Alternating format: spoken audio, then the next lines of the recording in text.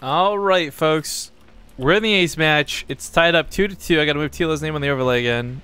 And I gotta fix my screen region. One sec. Feels broken. What's going? Nope. Nope. Stop it. Oh, shit. All right. All right. It's fixed. All right. First question coming in chat from Howdy2 asks, is there more games after this? First off, the real way to ask that is, are there more games after this? Thank you very much, sir. And secondly, the answer is yes. We're gonna have Puck versus BCQT, a TVP to wrap up the day. We're gonna game number 5 though as we hop into this, spawning the bottom right corner of the map, playing for Axiom, representing that red. Ba-bum, ba-bum, ba-bum. It's Heart. And his opponent in the top left, it's gonna be the blue Zerg player, Team Liquids, Dr. Dario, aka TLO.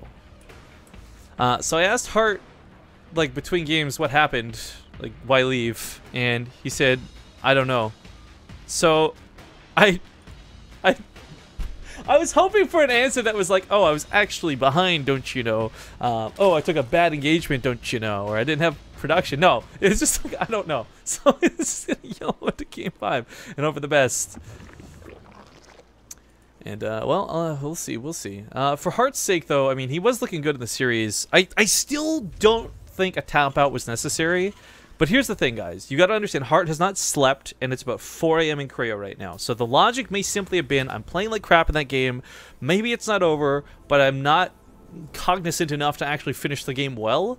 So instead, play refreshed and brand new on map number 5. And this may actually be a better thing to do than play out a losing game for 40 more minutes and then play this out, you know? So I can't say 100% for sure that's what happened for Heart, but that would, to me, logically make the most sense.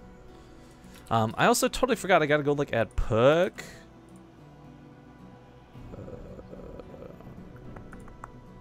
Okay. I got Puck, okay. So I gotta message Puck after this game and tell him to hop on all that good stuff. I totally forgot to go poke him earlier like I did with everybody else.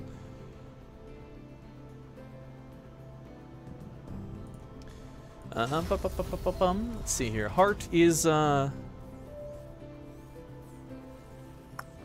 don't know. It's interesting. Runes of Saras. Sorry, the hesitation here is just trying to think about like what direction he goes with this. The problem with Runes of Saras that we saw players like True, like if you guys missed it yesterday, by the way, holy shit! Take a moment to go through the VODs and go look up yesterday's games of True versus Neeb. Holy shit, that game on the Runes of Saras. For anyone who saw it, you remember the carriers, the craziness that was this map. We saw True really abuse the map itself as Zerg to take a lot of bases, to get a lot of mining, but also use his mobility to run around armies. That could be the same thing here used against Heart if TLO's thinking on that, where, okay, you've got Terran with drops, you've got Terran with death balls, but it's still no match for Mutalisks and Lings and other things flying and running around the map. So I'm just trying to think like what way Heart takes this. Because one thing is for certain is mech is not that great anymore. You don't see a lot of, if any, mech games get played, and it's because mech is just in a terrible spot. The Cyclone's kind of garbage. Cyclones with a Harvard law, they parked in the lot and took out the garbage, became the garbage. I don't know why I'm doing that accent, I'm gonna stop. But the point is, they're not that great, so integrating them into the army is kind of hard to do, and using them as the main port of your army is really difficult to do as well. So we're seeing everybody stick to bio, and that for me is just, again, going to this map saying, I'm worried. Very interesting third taken out of TLO, though. This is something Heart will probably not scout, truthfully. Normally you check here, over here. And even if you go for drops, you typically don't go like up this side of the map and then over. You would just go straight over or to the south. Drop that main. So TLO might actually get away with this base for quite a bit of time. I'm getting called out for being a grammar Nazi in chat. I have no idea why I corrected that, guys. I am the worst at English, you know, and I don't know, saying is there any other matches sounded really weird to me. But that's 2 ace matches, by the way. I just want to throw that out there, like, it's kind of cool to get show matches that don't go 3-0. We did some show matches, some best of 5s a little while back, if you guys recall, and those were like 3-0, 3-0, 3-0, and the overall cast was like an hour and a half long. It was kind of lame. So it's really nice to get these games going on for so long. Because, of course, the entertainment value is here, but the other thing that's cool is, like, if you start seeing things that are broken, for example, that Liberator spot on Moonlight Madness that made TLO want to kill himself. That's the type of thing that the balanced design team needs to look at, that we can submit pictures for, that we can be like, look, this ain't no good. This doesn't need fixing. And then maybe David Kim responds and says, you know what? Spire should be a more viable opening anyways. You should be doing that. We don't need to fix the Liberator. And that's still fine. But the point is, unless you see these things play out, you're never going to know what to fix. If there was no testing, the live version of the game would be terrible and still have the old version of Cyclones, you know? Big drone pull into this, going to try and hold the Hellions in place, but that's just going to cost the drones their lives. Big Roasty McToasty's going off. 10 kills so far. Very much looking similar to last game. Meanwhile, this base has a lot of creep spread to it from it, so responding over here won't be a problem. Hart still hasn't scouted this. He will see this oddly enough with the Viking, though. I said you wouldn't drop over this way, and he's not going to, but he'll end up seeing this base anyways. We do have air this time out of TLO. This will be the first time in 10 games. Let's stress that for a moment, guys. TLO has played 10 games today, and this is the first time he's got Mutalisks. There's 10 TVZs as well.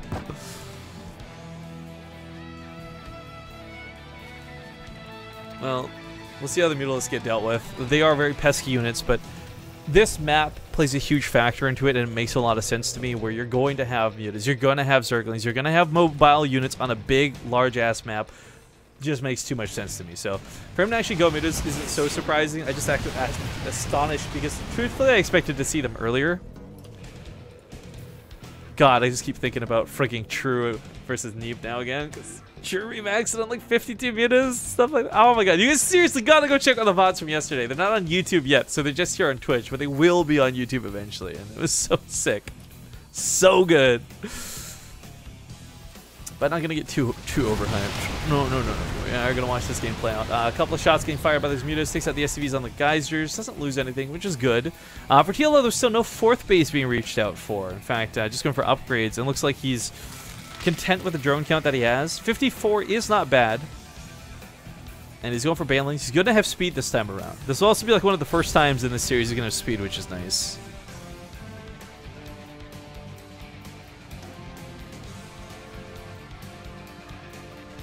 Let's see here. Yeah, he's really... The fact that he hasn't gone for a 4th is good and bad. It's good because it means he's going to be putting all his money and larva and everything into actually units to defend with. That's good. 2 thumbs up, TLO. The downside is, though, he's not getting ahead through this. And defending, this is not a situation where you defend and end up ahead. This is a situation where you got to defend and not just freaking die.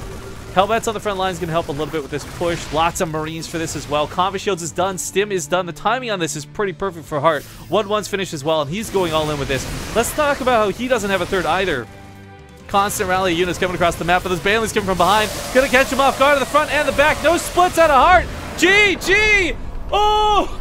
TLO's gonna take the series 3-2 in one of the most disappointing engagements I think I've ever seen Hart take. Oh my god. Oh god. The nice thing though is, you know what? Hart may have actually rationalized and said, it's late, fuck it, I'm tired, this lost. But he still gets $160-something for losing out of that $400 prize pool. TLO gets like $240 or something. Like that's awesome. That's sick. That's amazing. So thank you guys for helping contribute to that. I guess that will sadly be it for TLO. We got to go get